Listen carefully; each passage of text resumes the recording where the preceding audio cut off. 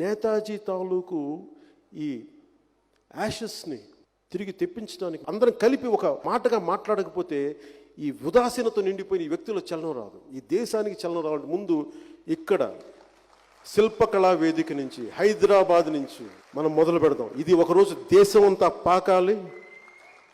సుభాష్ చంద్రబోస్ అస్థికలు, నేతాజీ అస్థికలు భారతదేశంలోకి రావాలి.